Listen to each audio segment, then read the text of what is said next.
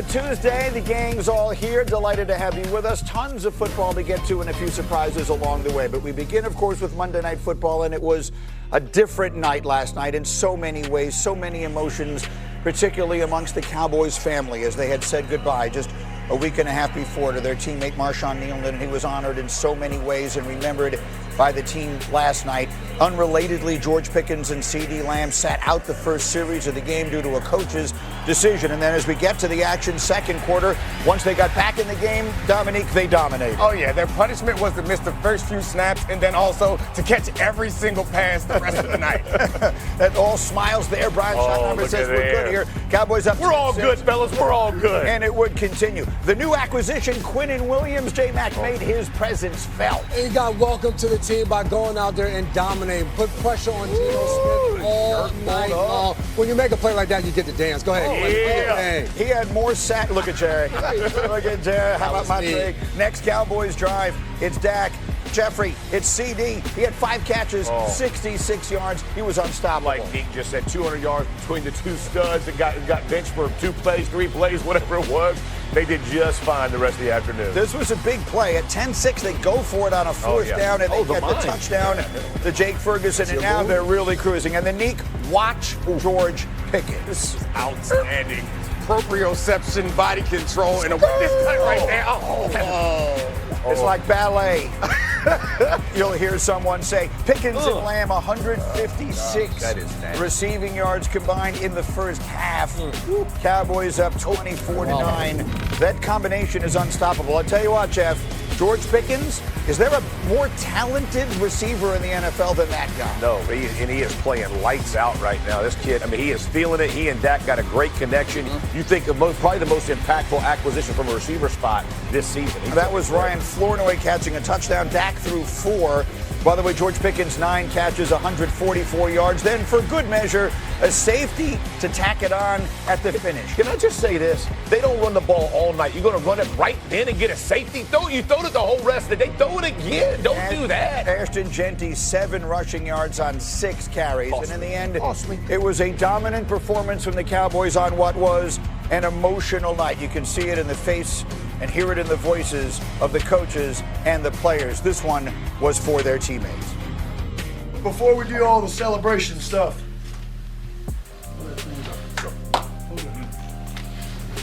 so proud of you guys, man. Hey, man.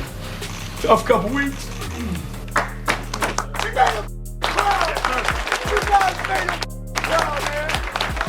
Unbelievable. We're a brotherhood, and as Marshawn, he lived by one love, and that's why I just told the guys before the game, like, let's play for one love, let's play this one team, let's go out there and control the things that we can and play like Marshawn did, and that was just with our effort, our intensity, flying to the ball, and I think in all 3 phases we did that, and it was such a complimentary win and something for us to build off of. I've been hearing for my 35 years covering sports about the family that is created within these teams. They lost a family member. It's almost impossible to imagine what that group has been through over the course of the last week and a half. You saw how beautifully they paid tribute to him last night. And so we leave that part of it there and move to the football part of it. This was a very impressive performance, albeit against a bad opponent. But, Dominic, you were making the point, it's not just that the defense was better, but what was it? They were overwhelming. They were dominant. It was very uncharacteristic of this Cowboys defense all year long. If this was the first time you watched the Cowboys, you would have thought this is a Super Bowl contender because they beat down this team. And, of course, the Raiders are not a good team, but they're an NFL team. And when you do that to any NFL team, especially up front, that D-line, didn't seem to miss Micah Parsons last night. They pushed that line back all game long. And Graz, it was actually you in the meeting that made the point this morning. This was not a defense we've seen before. Right. The reason it felt like a different defense is that it is a different defense than the last time they played. These are 5 players that started for them last night that were either injured or on different teams the last time the Cowboys played a game. They have completely overhauled this defense. Overshown and Revel making their season debuts. Hooker hadn't played since September, and then the top 2 guys were acquisitions at the trade deadline. So we have a Dallas defense that has been one of the very worst, if not the worst in the league all season long, and they've replaced half of it as we head into the second half of the season. The Raiders were not up to the task. It is tough to judge a team, their performance against an opponent like that. However, if you are a Cowboys fan and you're looking for reason for hope for a second half turnaround, that's it. the changes that have been made on defense as a result of trades and guys getting healthy. I love y'all, man. Why do you have that skeptical Y'all look good on your TV face? people. Please tell Y'all them, good Jeff. TV 5 new people. guys. I know 5 new is good TV. Please, I mean, Jeff, we sell it. I mean, 85 Bears out here just balling, locking people down. Did you watch it? I mean, hold on. Did we tell a lie? Did you watch the game? Did you watch the Raiders game? No lies. They ran the ball dang 12 times through it with Geno Smith. Okay. That specifically, the Raiders are deserving of that level of disrespect. When you're a team that's that bad and you draft a running back in the top 10, you deserve to continue to be really bad. So that's their lot in life. Yeah. When you come to the Cowboys side of this thing, now we'll find out. Now they got a game under their belts. They have a quick turnaround to Sunday Eagles, quicker turnaround to Thursday Chiefs. In the next 10 days, they either will or will not have a season end. And that's exactly what it is, because they've kind of put themselves in a hole. You see that record at the top of the screen, 4-5-1. So they're at the bottom looking up at all the other teams. But when you have an opportunity like this ahead of you, Graz mentioned these new additions to the defense. Now we're going to really see what they're made of. The Philadelphia Eagles offensively are struggling right now. We watched CeeDee Lamb and we watched George Pickens go ham last night in that game. Can you do it against a better opponent in the Philadelphia Eagles? You're getting Quinyon Mitchell and all of those guys out there on the defensive side of the ball. Can you go out there and put up 30 points against them